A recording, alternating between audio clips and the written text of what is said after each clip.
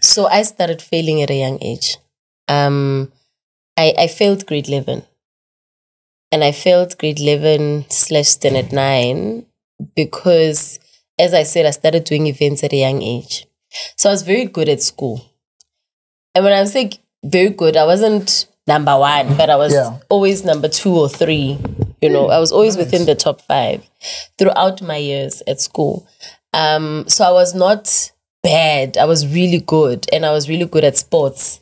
So I was playing tennis, I played basketball, and then every single time I knew I'm passing, you know, and then grade 11 I failed. So grade 11 I failed. If you remember, Rona our time. Can I mix it on English on a podcast? Free. I have to be free. Okay. Be free. Because I'm like, should I be English or okay? So if a hopola in our time, right? The pass rate was, I think it was still 50% pass rate. And they were strict that you need to pass a language. If you fail a language, you fail a grade.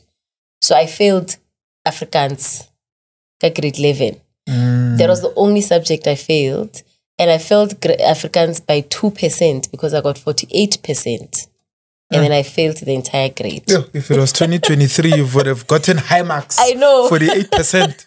I know. So I failed, and Meneer Sneeman did not want to hear anything. I tried speaking to him. I tried crying. I'm like, but you know me.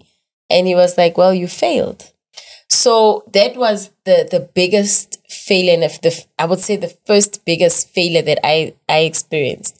And it came from, I would say, the distraction of organizing events, because from a young age, I mean, grade 11, I was doing events, let's say TUT.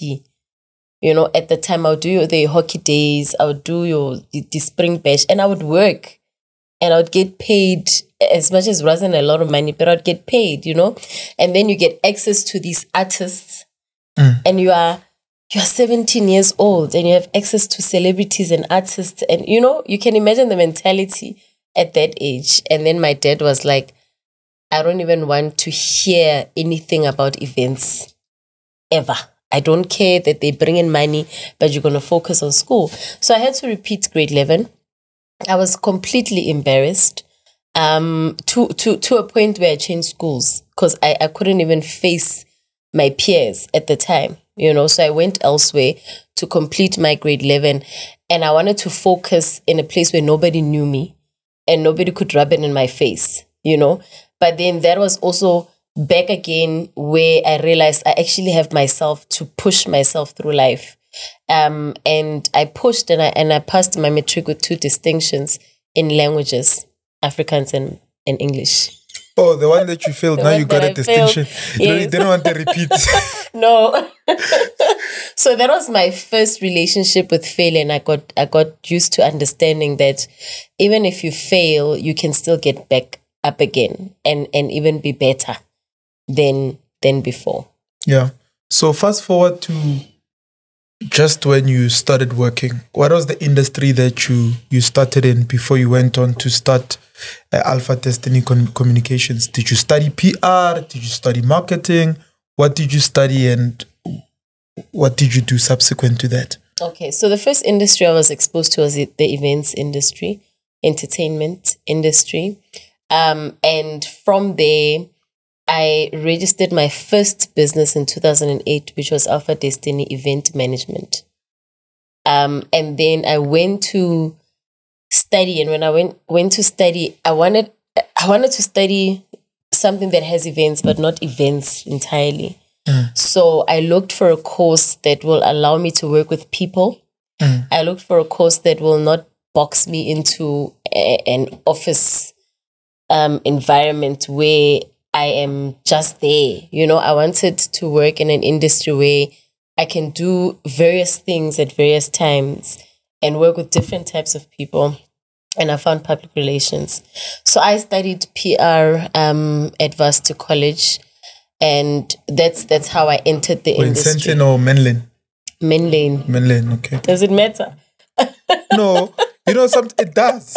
It does in a sense, because it gives us a perspective of which part of the country you were in at the time. Yes, okay. So if you're in Joburg and you're doing events, I think you might have been a lot busier than being in Pretoria at the time. The year 2008, 2009, Joburg was booming in terms of events, in terms of coming up. Mainland was not what it is now.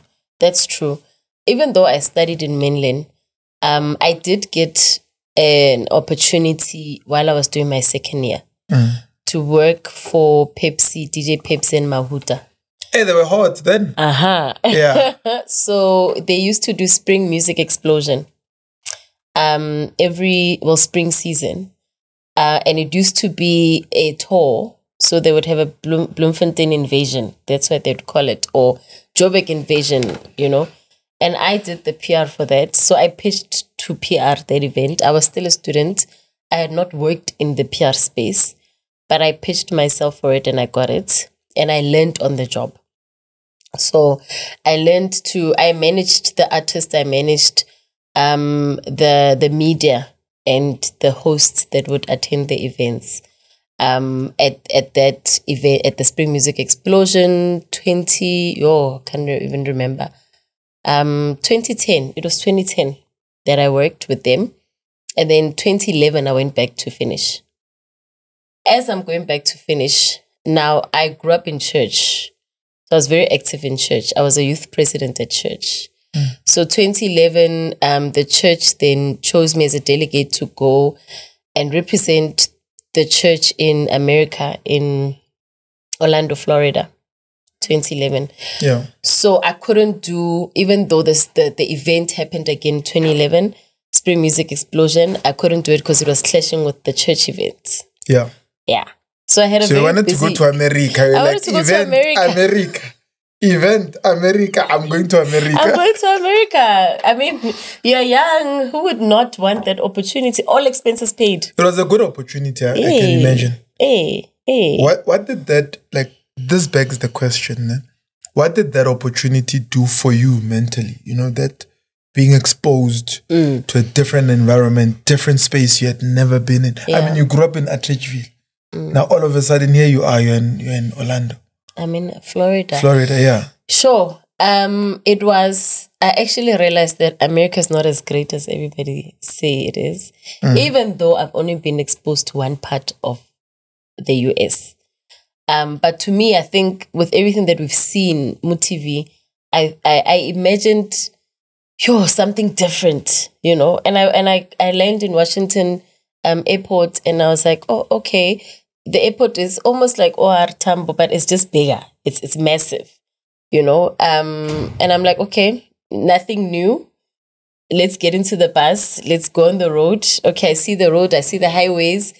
Okay, nothing new, similar to N1. You know, then you get to the conference venue, like, okay, nothing new, similar to Sandton Convention Center.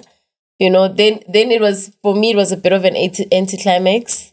And then you go to high expectations. I had really high expectations, you know. Then you go to the KFC and you realize that we have a mini loaf, they have a scone that they refer to as bread, and it's not the same, you know. So you realize, okay, there's a few things that makes us different, but we are not so far apart, you know. So it was a bit of an anticlimax, but it was amazing to be, you know, especially with young people in America that also didn't know much about South Africa. So there was one guy who said to me, so Vel in South Africa, do you guys have buildings? I'm like, yeah, we've got buildings. Oh, you've got skyscrapers? Yes, we've got skyscrapers. Oh, okay. So what type of schools do you guys go to? We go to normal, proper schools. Yeah. You know, so... I think you went to Tarzan school. Exactly.